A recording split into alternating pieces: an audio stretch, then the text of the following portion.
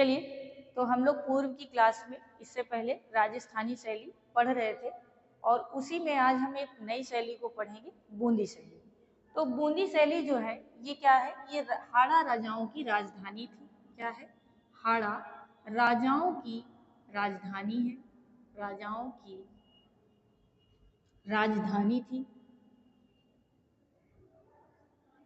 ठीक है, कभी कभी क्वेश्चन पूछ सकता है हाड़ा राजाओं की राजधानी किसे कहा गया है, तो हाड़ा राजाओं की राजधानी हम लोग बूंदी शैली को कहते हैं।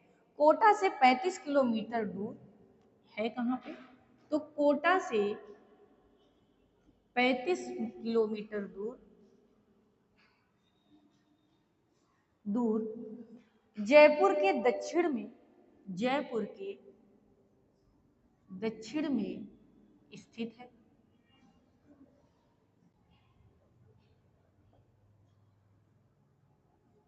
ठीक है, कहाँ है? हाड़ा राजाओं की राजधानी है और कोटा से 35 किलोमीटर की दूरी में स्थित है। राजा राव देव जी ने 14वीं सदी में, कहते हैं राजा राव देव जी ने, इसको आप लिख सकते हैं 1488 या आप लिख सकते हैं 14वीं सदी में इस राज्य की स्थापना की। यानी कि बूंदी शैली जो राज्य है इसकी स्थापना कब हुई थी? 1488 में हुई थी और 14वीं सदी के आसपास। किसने की थी? राजा राव देव जी ने की थी। किसकी? बूंदी राज्य की स्थापना। ठीक है, राव रतन जहांगीर के समकालीन माने गए। यानी ये जो राव है, इसके बाद राव रतन जी कौन आए? राव रतन जी जहांगीर कालीन माने गए। यानी जो राज रतन जी थे, राव रतन जी, ये जो है किनके समकालीन माने गए? जहांगीर के समकालीन माने गए। देखिए, एक के बाद एक राजा आए हैं और सब अपना अपना कार्य किए, सबका कुछ ना कुछ समय था। लेकिन क्लास को इसलिए अभी लेंदी नहीं बनाया जा रहा है, पेपर की दृष्टि से सब कुछ शॉर्ट कर दिया गया है कि अभी वही पढ़ाया जाए जो कि इनके लिए इम्पोर्टेंट है और पेपर में जो आपको सबसे ज्यादा पूछा जाता है। तो ठीक है, इसके बाद जो है राव रतन जी को जहांगीर कालीन माना गया, ये इनके समय हुए थे और सर बुलंद राय तथा राम राज की उपाधि दी गई। यानी किसके द्वारा? जहांगीर के द्वारा ही। किसके द्वारा? जहांगीर के द्वारा, जहांगीर के द्वारा इन्हें सर क्या है? सर बुलंद राय, ठीक है, ये उपाधियां हुआ करती थी। सर बुलंद राय और राम राज की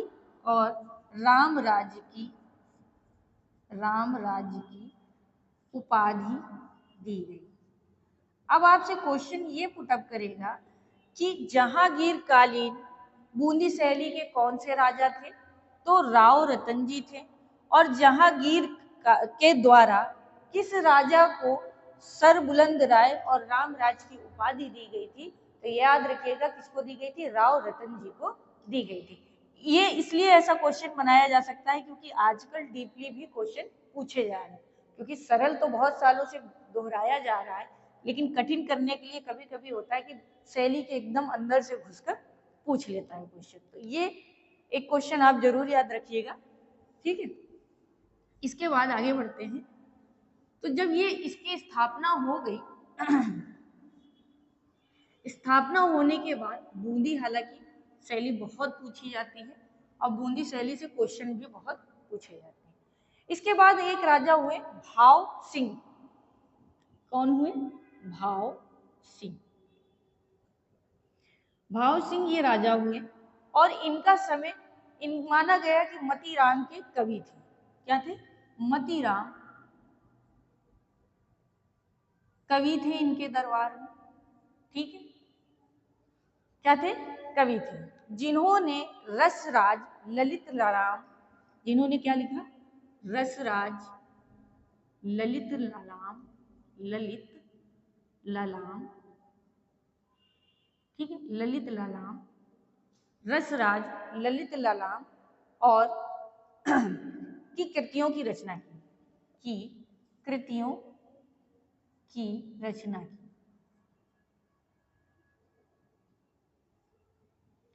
अब आपसे पूछेगा रस ललित ललाम, इस ग्रंथ के रचनाकार कौन है? कौन है? इसे रसराज लिखा है, बोला हमने रसराज लिखा नहीं, ठीक है, तो क्या रसराज और ललित ललाम, इन दो ग्रंथों की इन्होंने रचना की।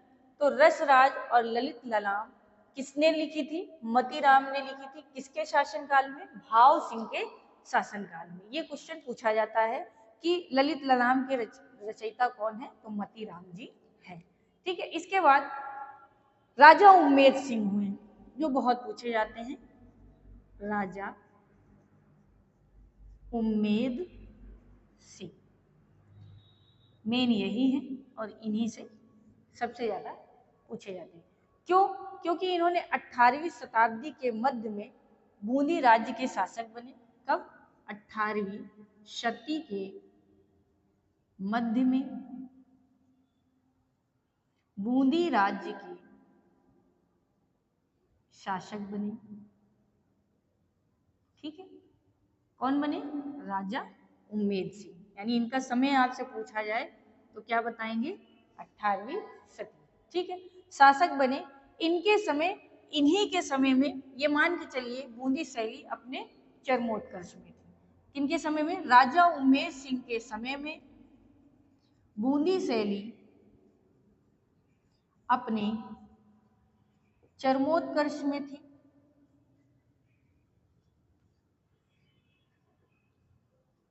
ठीक है। यानी कि इनके शासनकाल में अगर आपसे पूछे बूंदी राज्य में या बूंदी शैली के समय में किस राजा के शासनकाल में बूंदी शैली अपने चरमोत्कर्ष में थी, तो राजा उम्मेद सिंह के समय में थी। और इन्हीं के समय में सबसे ज्यादा कार्य हुआ। क्यों हुआ? क्योंकि ये कला प्रेमी शासक भी जाने जाते हैं और इनका कला के प्रति बहुत ज्यादा रुचि भी थी। इसके बाद एक राजा हुए राव छत्रसाल। कौन हुए? राव छत्रसाल। देखिए, जिनसे क्वेश्चन आपको पूछा जाएगा वही ज्यादा आपसे यहाँ बात करी जाएगी। तो राव छत्रसाल ने बूंदी शैली में रंग महल बनवाया। अच्छा पूछता है, तो इन्होंने क्या किया था? रंग महल का निर्माण कराया था। कहाँ? बूंदी राज्य में, ठीक है। पूछ ले कि रंग महल का निर्माण किस शासक ने करवाया था, तो राव छत्रसाल ने कराया था। अब बात करते हैं, विषय की तरफ चलेंगे। ये थी इसकी कुछ भूमिका। और राव उम्मेद सिंह का समय ही सबसे ज्यादा बूंदी शैली का उत्कृष्ट काल माना गया और इन्हीं को मुख्य रूप से कहा जाता है बूंदी शैली का शासक। क्यों? क्योंकि जिसके समय में कार्य अधिक होता है और वो उसकी पहचान उस राज्य की अधिक बढ़े, तो उसी को ज्यादातर माना जाता है। या फिर आप ये कहें कि क्वेश्चन भी उसी से संबंधित ज्यादा पूछे जाते हैं। अब बात करते हैं विषय। तो यहाँ के जो राजाओं का विषय था, है ना, शैली में, कि सबसे ज्यादा प्रिय यहाँ के राजाओं का विषय क्या था? तो जैसे रागमाला, क्या था? रागमाला, रागमाला, बारहमासा, ठीक है, रागमाला, बारहमासा, ठीक। नायक, है ना, नायिका, नायक, नायिका, घुड़सवार, घुड़सवार, ठीक, यानी घोड़े पे सवार, घुड़सवार आदि के दृश्य, दरबारी दृश्य, दरबार के दृश्य, दरबार के दृश्य, है ना, आखेट के दृश्य, आखेट या इसी को कहिए शिकार के दृश्य, ठीक, शिकार के दृश्य, पतंग उड़ाती हुई नायिकाएं, पतंग उड़ाती हुई नायिकाएं, यानी जो प्री विषय थे वो क्या थे, रागमाला। राग पर आधारित चित्रों को हम लोग क्या कहेंगे, रागमाला।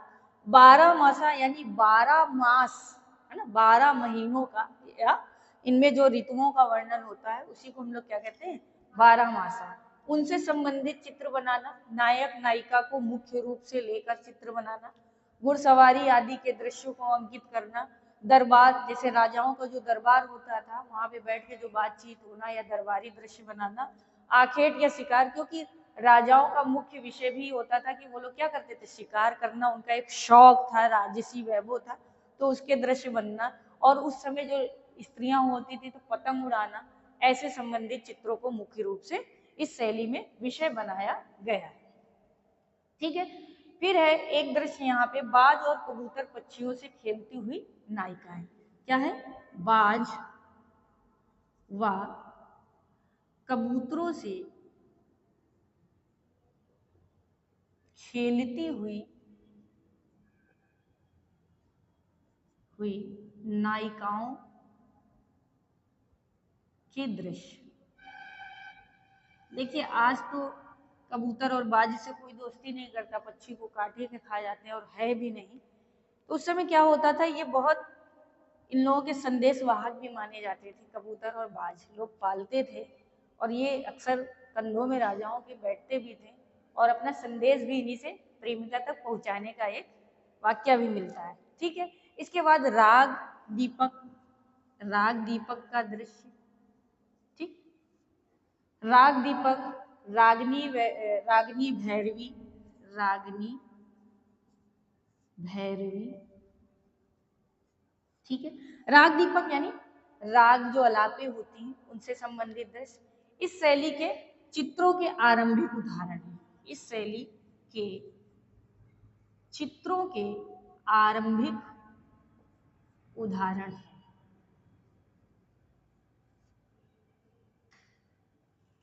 हालांकि क्लास को तो क्वेश्चन वाइज भी खत्म किया जा सकता है, लेकिन जब तक थोड़ी सी हिस्ट्री ना पढ़िए तब तक मजा नहीं आता। तो क्लास में ये थोड़ी सी हिस्ट्री फिर भी छांट के ही आपको पढ़ाई जा रही है कि जो इम्पोर्टेंट है वही लिया जाए। तो यहाँ पे जो राग दीपक और रागनी भैरवी की बात हुई है, ये आलाप हुआ करती थी, यानी गाने की राग है, उन्हीं के आधार पर यहाँ चित्र बनते थे। और बूंदी शैली में अक्सर पूछा जाता है राग दीपक से संबंधित दृश्य कहाँ मिला है या किस शैली से संबंधित है, तो आंसर आपको यही करना है कि बूंदी शैली से प्राप्त होता है। ठीक है, बूंदी शैली के कलाकारों ने कालीनों पर अति सूक्ष्म आलेखन किए हैं। यहाँ पर जो कालीनें बनती थी, कालीन, कालीन आप जानते होंगे, आजकल क्या बोलते हो आप लोग, मैट वैट बोलते हो, है ना, तो वही मैट जो यहाँ के चित्रकार थे, तो ये लोग क्या करते थे, बूंदी शैली के चित्रकारों ने कालीनों पर अति सूक्ष्म दृश्य अंकित करें। अति सूक्ष्म इसलिए कहा गया, बहुत छोटे छोटे से चित्र बनाए गए, जैसे बॉर्डर का किनारा लेके ना, जैसे राजस्थानी में देखिए तो वो ढोला मारू के चित्र बहुत बनते हैं, ऊंट के साथ पूरा संगिनी, ऐसा वैसे यहाँ पे राग दीपक से संबंधित और ऐसे भी कालीनों में इन्होंने सूक्ष्म चित्रों को दर्शित किया है। इसके बाद जब इन्होंने यहाँ पे पशुओं का अंकन किया है, पशु, तो पशुओं का अंकन जो है, अंकन अति यथार्थ रूप में किया है। यथार्थ का मतलब ये है कि एकदम हूबहू जिसे आप देख रहे हैं, प्रत्यक्ष हमारे सामने है, वही यथार्थ है, वैसा ही इन्होंने पशुओं का अंकन किया है। ठीक है, इस शैली की विशेषता है। और पशुओं में इन्होंने सबसे ज्यादा किसको लिया है, हाथी, हाथी को बहुत यथार्थ रूप में यहाँ चित्रित किया गया है।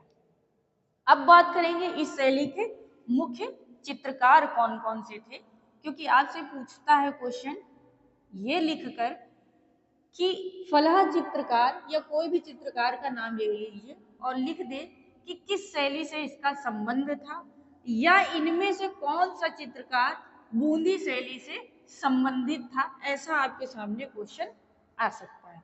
तो प्रमुख चित्रकार कौन कौन से थे? प्रमुख चित्रकार, प्रमुख चित्रकार, तो बूंदी शैली के जो मुख्य चित्रकार हैं सुरजन अहमद अली। कौन है? सुरजन अहमद अली। ठीक, अहमद अली के बाद है रामलाल, रामलाल। नेक्स्ट है किशन। ठीक, रामलाल, श्री किशन भी लिख के आ जाता है, साधु राम आदि, साधु राम आदि। ये जो चित्रकार हैं ये आपके मुख्य रूप से हैं। क्वेश्चन पूछ सकता है किशन चित्रकार का संबंध किस शैली से है, या आपसे पूछ सकता है अहमद अली जो चित्रकार हैं किस शैली से संबंधित हैं। तो ये आपको 5 नाम जो हैं मुख्य रूप से याद होने रही चाहिए कि इनका संबंध किस शैली से है, बूंदी शैली से इनका संबंध है। इसके बाद हम बात करते हैं जो अहमद अली हैं। छोड़िए अहमद अली को नहीं, अहमद अली के आगे आगे पढ़ाएंगे, पहले यहाँ पे राव उम्मेद सिंह के बारे में पढ़ते हैं। ठीक है, इसके बाद राव उम्मेद सिंह, यानी राव उम्मेद से दृश्य है, दृश्य लिख लीजिए। अब इस शैली से संबंधित आपसे मुख्य दृश्य पूछे जाते हैं। ठीक है, तो मुख्य दृश्य कैसे कैसे, किसका समय हमने उत्कृष्ट माना है? राव उम्मेद सिंह का। तो जाहिर सी बात है उन्हीं से संबंधित या उन्हीं के शासनकाल से संबंधित हमें चित्र प्राप्त होंगे। तो कहा जाता है कि वर्ष 1750 ईस्वी में, ठीक है, कब? वर्ष 1750 ईस्वी में राव उम्मेद सिंह, राव उम्मेद सिंह, ठीक है, जंगली, ठीक है, जंगली सुअर का शिकार करते हुए, जंगली सुअर का शिकार करते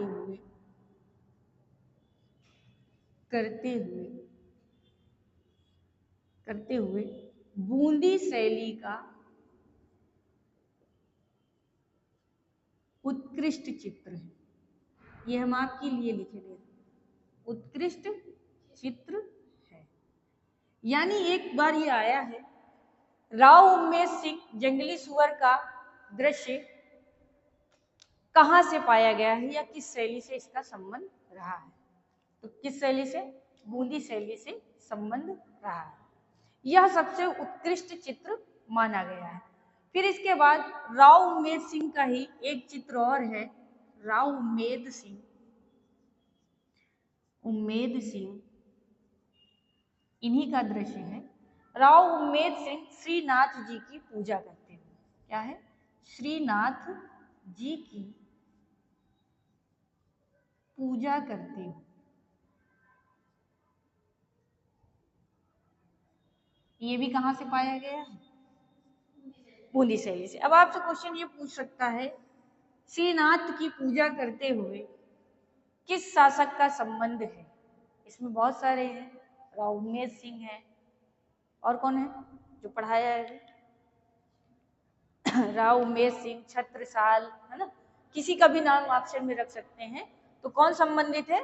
राव उम्मेद सिंह संबंधित है। इसके बाद यहाँ पर जो इनके समय में सबसे ज्यादा चित्र बने, किसके बने? राग दीपक के। अब आपसे पूछ ले राग दीपक चित्र का संबंध किस शैली से है? तो बूंदी शैली से है, और ये बूंदी शैली में ही प्रारंभ होता है सबसे पहले राग दीपक से संबंधित चित्र बनने का प्रावधान। यानी जो प्रारंभ माना जाए राग दीपक चित्रों का, वो कहाँ से माना जाएगा? बूंदी शैली से माना जाएगा। ठीक है, इसके बाद रात्रि दृश्य के चित्र सबसे ज्यादा यहाँ पे बने। सोना चांदी के रंगों का प्रयोग होने लगा था। बूंदी शैली में क्या था? सोने या सोना चांदी के या सुनहरे सुनहरे रंगों का प्रयोग इस शैली में हुआ। ठीक है, इस शैली में हुआ। अब आपसे पूछ सकता है किस शैली में सोना चांदी के रंगों का प्रयोग हुआ, तो बूंदी शैली में हुआ ही हुआ है। या आपसे पूछ ले बूंदी शैली में किस प्रकार के रंगों का प्रयोग हुआ है, तो सोना चांदी या सुनहरे या चटकीले रंगों का प्रयोग हुआ है।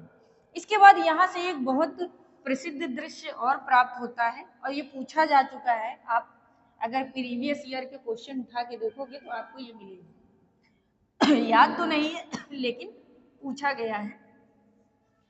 पूछा जाता है बूंदी शैली का एक उत्कृष्ट चित्र है, दूज का चांद देखते हुए, दूज का चांद देखते हुए, चांद देखते हुए प्रेमी युगल। और ये पूछा इसी तरह गया था कि दूज का चांद देखते हुए प्रेमी युगल, यह दृश्य किस शैली से संबंधित है। तो ये याद रखिएगा किससे संबंधित है, बूंदी शैली से है। और इसमें जो है इस चित्र में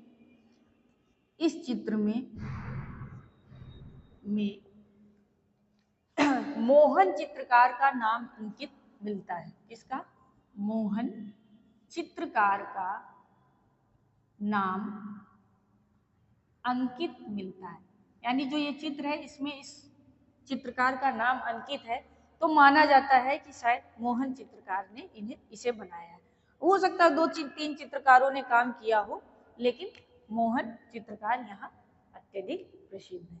इसके बाद नोट करके ये लिख लीजिए, कदली वृक्ष और कदली वृक्ष, ठीक, कदली वृक्ष के अलावा आम वृक्ष,